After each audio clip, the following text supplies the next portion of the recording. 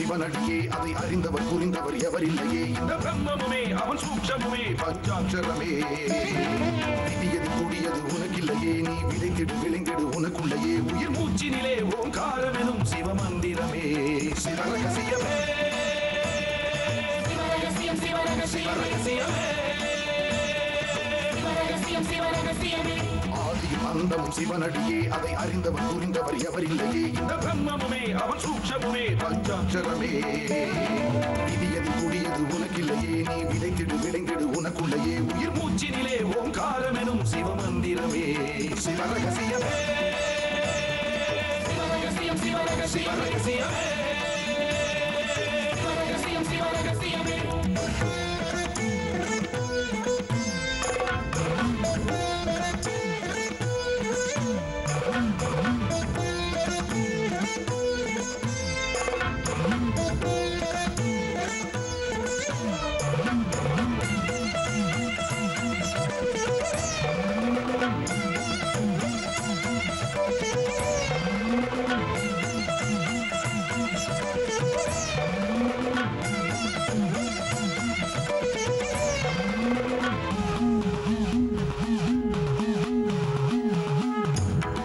அழித்தலும் படைத்தலும் எவனோ அவனே நிற்பதும் நடப்பதும் பறப்பதும் அவன்தான் சிவனே சித்தர்கள் மொத்தமும் யுத்தமாய் ஏற்றிடும் தவமே பித்தர்கள் சித்தமும் கலங்கிட மாற்றிடும் சிவமே பூமி காத்தான் பட்டியை காத்திடும் ரசமணி ஈசன் இவனே வழிபடும் மக்கள் வாழ்வினில் அறம்பட ஒளிபட வாழ்ந்திடும் சிவனே அம்பை உடுக்கை உருட்டும் சத்தம் பெறுவான் கொண்டு வெகுண்டு காக்க வருவான் கங்கை கொண்டு சூலங்கேந்தும் இவர் அபிராமி கொண்ட உலகம் போற்றும் சிவனே ஓம் நம சிவாய ஆதியும் அந்தமும் சிவனடியே அதை அறிந்தவர் புரிந்தவர் எவரில்லையே இந்த பிரம்மமுமே அவன் சூக்ஷமுமே பஞ்சாட்சரமே விதியது கூடியது உனக்கில்லையே நீ விளைந்திடு விளைந்திடு உனக்குள்ளையே உயிர் மூச்சினிலே ஓங்காரமெனும் சிவமந்திரமே சிவரகசியமே சிவரகசியமே சிவரகசியமே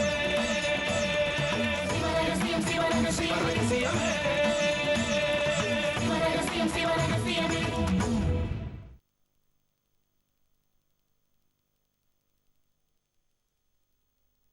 ஊத்தை குழிதனிலே மண்ணை எடுத்தே உதிரப்புணலினிலே உண்டை சேர்த்தே வாய்த்த குயவனார் அவர் பண்ணும் பாண்டம் வரையொட்டுக்கும் ஆகாதென்று ஆடு பாம்பே. பாம்பாட்டிச் சித்தர்.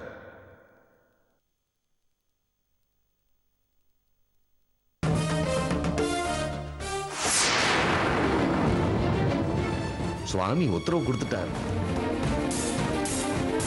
நீங்க என்ன தப்பா எடுத்துக்க கூடாது. ஊர்ல இருந்து திரும்பும் போது நான் கண்டிப்பா வந்து உங்களை நேர்ல பாக்குறேன். வாங்க. சாமி, இவன் நம்ம கோவில்ல இவனோட அற்ப சித்து வேலையை காட்டிட்டானே, இவனை நாம என்ன பண்ண போறோம்?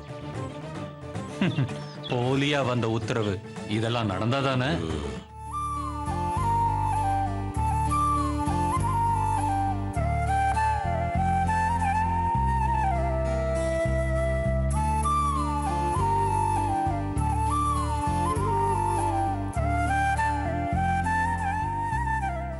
பிச்சுமணியை கோவிலுக்குள்ள வரவிடாம தடுத்துட்டா அவங்க பண்ற சதி வேலையை தடுத்துடலான்னு நினைச்சோம். ஆனா உத்தரவு கிடைச்சிருச்சு. அவங்களுக்கு சாமியே அனுமதி கொடுத்துருத்துன்னு இதை நாம நல்ல விதமா எடுத்துக்கலாமா? இல்ல வைத்தியர், என்னால் அப்படி எடுத்துக்க முடியாது. அனுமதி கிடைச்சா ஃபேக்டரி ஆரம்பிப்போம், இல்ல ஊருக்கே திரும்பி போயிடுவோன்னு விஜய் நினைச்சிருந்தா முதல் தடவை கிடைக்காதப்ப அவன் ஊருக்கு போயிருந்திருப்பான். கோவிலுக்குள்ளெல்லாம் கேமரா வைக்கணும்னு அவன் நினைச்சிருந்திருக்க மாட்டான். அவன் மாமா பேர்ல உத்தரவு கிடைக்கணும்ன்ற காரியத்திலேயே அவன் இறங்கியிருக்க மாட்டான். கடைசி நேரத்துல பிச்சுமணி கையை விரிச்சதோ சரி, நல்லதோ கெட்டதோ, உத்தரவு என்ன வருதோ அதை ஏத்துப்போன்னு விஜய் அமைதியா இருப்பான்னு நீங்க நினைக்கிறீங்களா? என்னாலலாம் அப்படி நினைக்க முடியாது. அவன் நிச்சயமா ஏதாவது சதி வேலை பண்ணியிருப்பான். அது என்னன்றதுதான் என்னால யூகிக்க முடியல. இப்ப கொஞ்ச நாளா கோயிலுக்கு தரிசனம் பண்றேன்னு ஒரு நம்பூதிரி வந்து போறாரு. இன்னைக்கு உத்தரவு கேட்க போனப்பையும் கடைசி நேரத்துல அவர் வந்தார். புடுவைய அவரும் தொட்டு கும்பிட்டார். அவர் ஏன் ஒரு மாந்திரிகரா இருக்க கூடாது? அவங்க கண்கட்டி வித்த காட்டுறதுல கெட்டிக்காரங்களாச்சே. ஒருவேளை உத்தரவு கிடைச்சது அவரோட கைங்கரியத்தில் இருக்குமோ அவர் இந்த ஊருக்கு வந்ததே விஜயோட ஏற்பாடா இருந்தா? ஏன் வைத்தியரே, அப்படி கூட இருக்கலாமா? நீங்க என்ன நினைக்கிறீங்க? சே அப்படிலாம் இருக்க வாய்ப்பு இல்லை. ஏன்னா அவர் இந்த ஊருக்கு வந்த முதல் நாள் என்னை பார்க்க வந்தாரு. அவரா என்கிட்ட தன்னை அறிமுகப்படுத்திக்கிட்டாரு. அவர் யார் தெரியுமா? கேரளால கொன்னக்கல் பட்டத்துறையோட பரம்பரையை சேர்ந்தவர். அவரோட தாத்தா பெரிய வைத்தியரா இருந்தவர். அவரை பத்தி எங்க அப்பா என்கிட்ட அடிக்கடி சொல்லி இருக்காரு. அந்த பரம்பரையில வந்தவங்க இந்த மாதிரி சாமிக்கு எதிரான காரியத்துல இறங்க மாட்டாங்க. அவர் என்னை எதுக்கு பார்க்க வந்தார் தெரியுமா? சித்தவனத்துல சப்த கன்னி பூஜை பண்ணணும், அதுக்கு அவருக்கு துணையா நான் சித்தவனத்துக்கு வரணும்னு கேட்டுக்கிட்டாரு. அதனால அப்படிப்பட்டவரை போய் நீங்க சந்தேகப்பட தேவையே இல்லை. ஒருவேளை சதி நடக்காம இருந்திருக்கலாம், சாமியே உத்தரவு கொடுத்திருக்கலாம். எனக்கு என்னமோ இது உங்களை மாதிரி சாதாரணமா எடுத்துக்க முடியல. கல்வெட்டுல எழுதியிருக்கிற மாதிரி விஜய்னால இந்த ஊருக்கு சோதனைகள் வரப்போகுதுன்னா உங்க சாமி அப்புறம் இதுக்கு உத்தரவு கொடுக்கணும். சாதாரண ஒரு மனுஷனோட செயலை கட்டுப்படுத்த முடியாதா என்ன? கண்ணா, உன்னோட தர்க்க அறிவால இதை மாதிரி கேள்விகளை நீ மாத்தி மாத்தி கேட்கலாம். இதுதான் நடக்கணும்னு கல்வெட்டுல பதிச்சு வச்சிருந்தாங்கன்னா அதுபடிதான் இப்படி நடக்குதுன்னா இது கூட ஈஸ்வரனோட செயல் தானே. விஜயால சில அசம்பாவிதங்களை ஏற்படுத்தி இந்த உலகத்துக்கு ஏதாவது செய்தி சொல்லணுங்கிறது அவனோட எண்ணமா இருக்கலாம் இல்லையா? ஓ, எல்லாம் அவன் செயல்னா நடக்கிறத வேடிக்கை பார்த்துட்டு நாம சும்மா இருக்கலாமே. எதுக்கு இந்த போராட்டம், எதுக்கு இந்த பேச்செல்லாம்? ஆஹா, நீ சொல்றதும் சரிதான். அவனால இந்த ஊருக்கு தானே கெடுதல். வேடிக்கை பார்த்துட்டு சும்மா இருப்போம். அவன் உன்னை கூப்பிட்டு கன்னத்துல அரைஞ்சாலோ நம்ம வீட்டு பொண்ணை கையை பிடிச்சி இழுத்தாலோ நாம சும்மா இருப்போம், வேடிக்கை பார்ப்போம். அப்படித்தானே கண்ணா? ஈஸ்வர செயல் தானே நீ பொறுத்துப்பியா? திருப்பி அவன் கன்னத்துல ஒண்ணு கொடுப்பேல்ல, அப்ப நீ வேற இந்த ஊர் வேறயா? நம்ம ஊர்ல அநீதி நடந்தா அதை வேடிக்கை பார்த்துக்கிட்டு சும்மா இருக்கலாமா? நம்மளால ஆன ஒரு காரியம் நடந்தா அதுவும் அந்த ஈஸ்வரனோட செயல்தான். கடவுள் பக்கம் நாமளும், சாத்தான் பக்கம் அந்த விஜயும், நம்மளை வச்சு கடவுளுக்கும் சாத்தானுக்கும் நடுவுல நடக்க போற சண்டை தான் இது.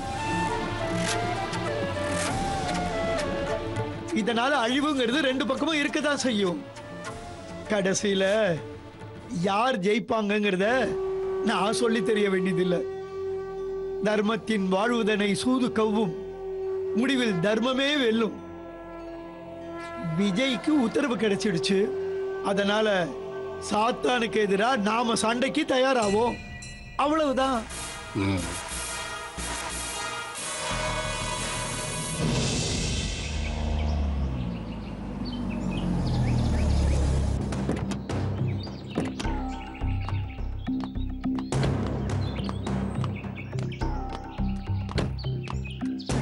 ஒன்றும் பயப்படாதீங்க சார், நாங்க தான் பிடிச்சிருக்கோமே, தைரியமா நடங்க. பயமா இருக்கு டாக்டர். ஒன்றும் பயப்படாதீங்க, பார்த்துக்கலாம். மெதுவா மெதுவா. பயமா இருக்கு டாக்டர். ஒன்றும் பயப்படாதீங்க, பார்த்துக்கலாம். மெதுவா மெதுவா.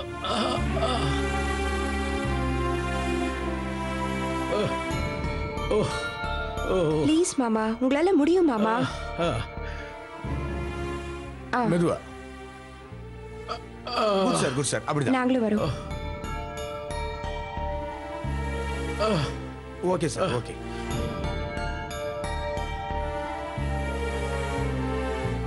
முடியல டாக்டர், ப்ளீஸ் உட்காந்துக்கிறேன். சரி, ஓகே ஓகே. அப்படிதான்.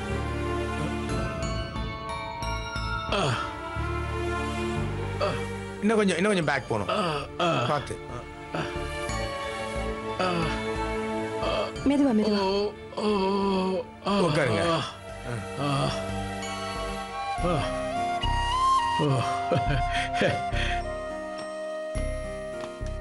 Hi Dad. Hi Vijay. It's really great to see you walking Dad.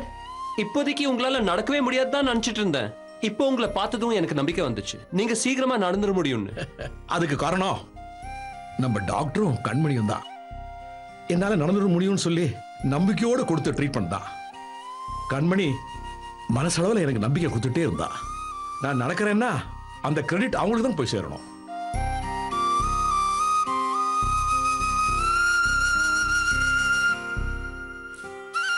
Doctor, I'm extremely sorry. அன்னைக்கு அப்பாவுக்கு ஹார்ட் அட்டாக்னு சொல்லி அவங்களோட சேர்ந்து என்னை சீட் பண்ணிட்டீங்கன்னு I really behave rude with you. I'm sorry. அப்பாவை இந்த அளவுக்கு நடக்க வச்சிட்டீங்களே. Thank you so much doctor. Kanmani, நான் உனக்கு தேங்க்ஸ் எல்லாம் சொல்ல போறதில்ல.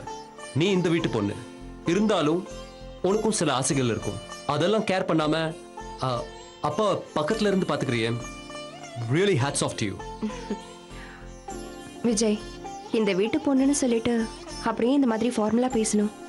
நோ கண்மணி, நோ. எல்லாமே என் மனசுல இருந்து வந்த வார்த்தைகள். என்ன விஜய், இந்த வீட்டுக்கு மருமகளா வர போறவளுக்கு என்ன ஹேட்ஸ் ஆஃப் எல்லாம் சொல்ற? டாட், நான் இப்போ எவ்வளவு சந்தோஷமா வந்திருக்கேன் தெரியுமா? பெரிய சாதனை பண்ணிட்டு வந்திருக்கேன். நம்ம அதை பத்தி பேசுவோமா?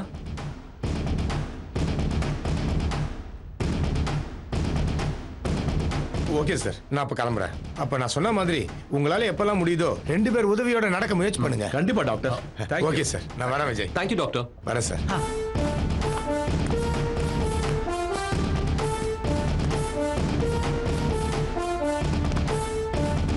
Dad, I want to share a good news with you. உங்களோட ஆசையை நான் கூடி சீக்கிரம் நிறைவேற்ற போறேன். என்னப்பா சொல்ற? Yes dad. பூமிகாத்தான் பட்டியில சுகர் ஃபேக்டரி ஆரம்பிக்க சாமி உத்தரவு கொடுத்தாச்சு. நிஜமாவா சொல்ற? ஆமா டாட். இந்த விஷயத்தை நேத்தே உங்ககிட்ட சொல்லியிருப்பேன். ஆனா உங்ககிட்ட நேர்ல சொல்லணும் தான் உடனே நானும் மாம்ஸ் கிளம்பி வந்திருக்கோம். உங்களுக்கு இப்போ சந்தோஷம் தானே? சந்தோஷம் தான்ப்பா. ஆனா இது ஒன்றும் பிசினஸ் டீல் கிடையாது. எப்படியாவது காரியத்தை சாதிக்க நாமளும் அந்த ஊருக்கு நல்லது செய்யணும் தான். ஆனா சாமி உத்தரவோடு தான் செய்யணும். இப்போ உன் பேருக்கு கிடைக்காத உத்தரவு இவன் பேருக்கு எப்படி கிடைச்சதுன்னு சொல்லிதான் எனக்கு ஆச்சரியமா இருக்கு. டாட், நீங்க பயப்படுற மாதிரி எதுவுமே இல்ல. எல்லாமே முறைப்படி தான் கிடைச்சிருக்கு. ஆக்சுவலி மாம்ஸுக்கு கடவுள் பக்தி அதிகம் இல்ல, அதனால தான் அவருக்கு கிடைச்சிருக்கும்.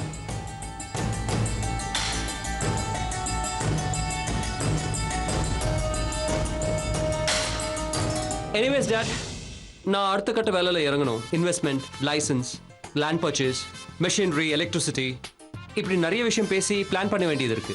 உங்க பிஏ, நம்ம company GM, legal advisor, engineers, surveyors, இவங்க எல்லாரையும் வர சொன்னீங்கன்னா நான் உங்ககிட்ட பேசி இங்கேயே ஒரு மீட்டிங் அரேஞ்ச் பண்ணிடுறேன்னு. அதுக்கு என்ன விஜய், இன்னைக்கே எல்லாரையும் வர சொல்லிடுறேன். Thanks dot. டாட், உங்களை பெட்ரூம்குள்ள கூட்டிட்டு போறோம். நோப்பா, I will remain here. Are you sure? Yes. Okay dad, நான் ஃப்ரெஷ்னா போயிட்டு வந்துடுறேன். யா.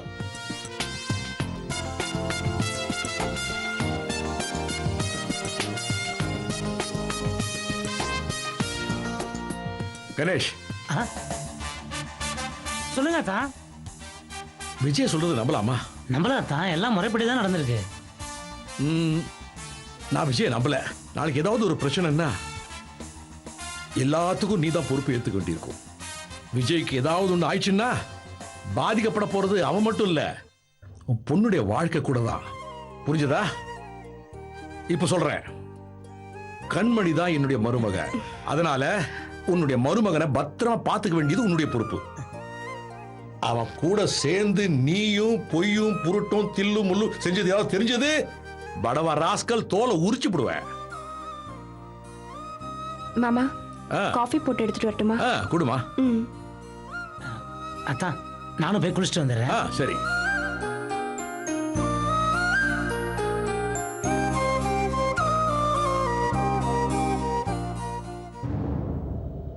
அம்மாடி. அப்பா, உங்களுக்கும் சேர்த்து காஃபி போடணுமாப்பா? நான் காஃபி கேட்க வரலன்னு உனக்கே தெரியும். உன் அப்பா ஒரு பெரிய கம்பெனியோட MD ஆக போறேன், நீ இந்த வீட்டுக்கு மருமகளா வர போறேன்னு அத்தானே சொல்லிட்டாரு. அப்புறம் ஏன் ஒரு மாதிரி இருக்க? அப்பா, நான் என்ன பத்தியோ உங்களை பத்தியோ நினைக்கல. மாமாவை ஏமாத்திடலாம், ஆனா சாமியை ஏமாத்த முடியுமா? அஸ்திவாரம் சரியில்லைன்னா அதை கட்டுற எவ்வளவு பெரிய கட்டிடமும் சரிஞ்சு விழுந்துரும்பா. எனக்கு பயமா இருக்கு. விஜய் பண்ற தப்புக்கு நீங்க துணை போறீங்க, உங்க 2 பேருக்கும் நான் துணை போறேன். நாளைக்கு ஒண்ணுன்னா மாமா ஒருவேளை உனக்கு இதெல்லாம் தெரியாதமான்னு கேட்டா நான் அவர்கிட்ட என்னப்பா பதில் சொல்லுவேன்? இன்னைக்கு வாயார மருமக மருமகன்னு சொல்றவரு அப்ப என்ன சொல்லுவாரோன்னு பயமா இருக்குப்பா. அம்மாடி, உன் பயம் தேவையில்லாதது. எதுக்கு அனாவசியமா கவலைப்படுற? அதான் மாப்பிள்ளை கூட நான் இருக்கேன்ல, எல்லாத்தையும் நான் பார்த்துக்க மாட்டேன். காஃபி போட்டு அத்தானை கொடு. ம்.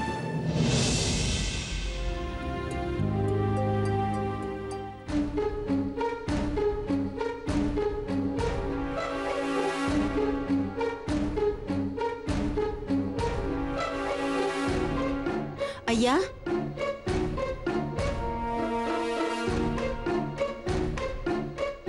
ஐயா,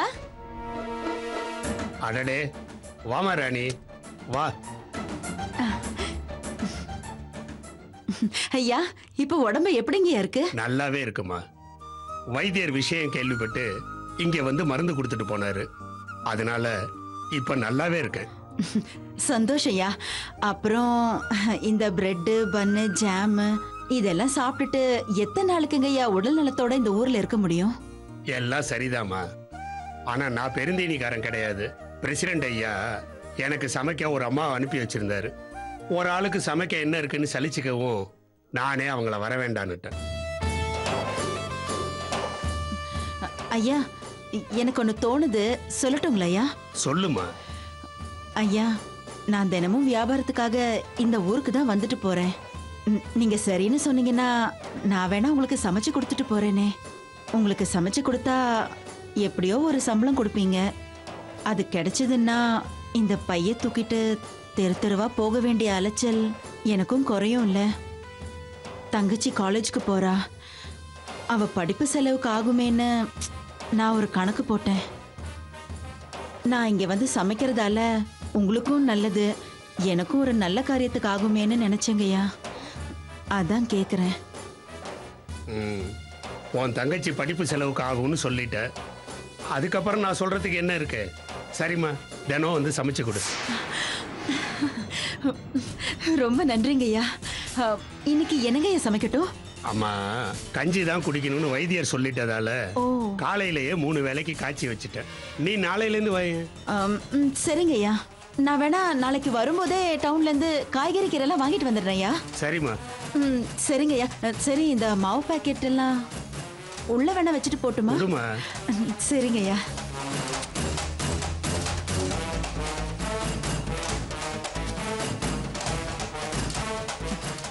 காசு இல்ல ஒண்ணு வேணாம், நாளைக்கு வந்து வாங்கிக்கிறேன்யா. சரிம்மா. சரி, வரேங்கய்யா.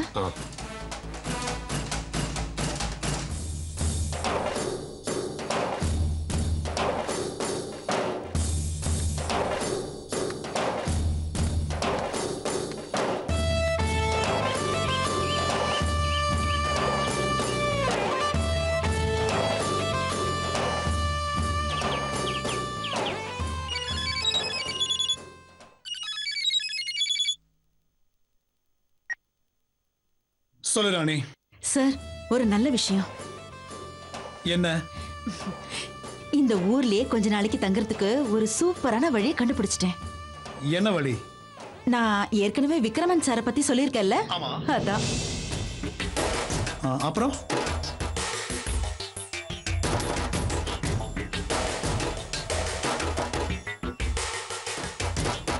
சோ இதுதான் என்னோட பிளான்.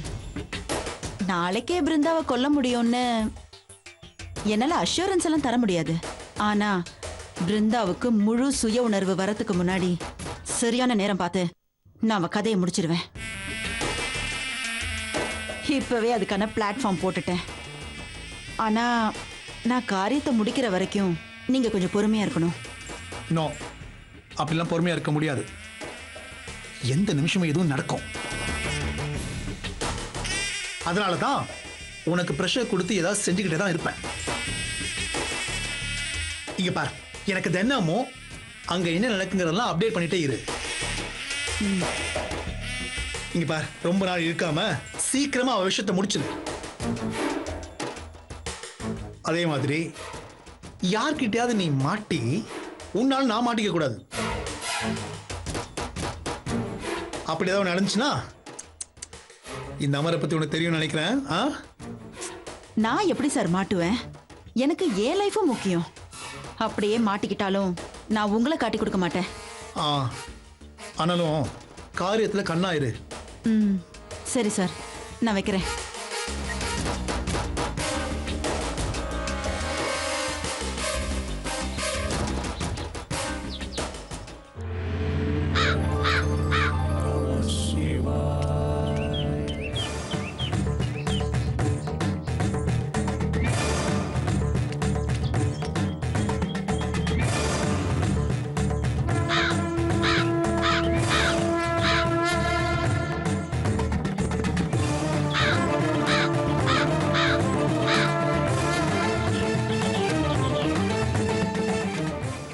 சித்தரின் யோக நிஷ்டை கலையும் போது நிறைய வேலைகள் இருக்கு.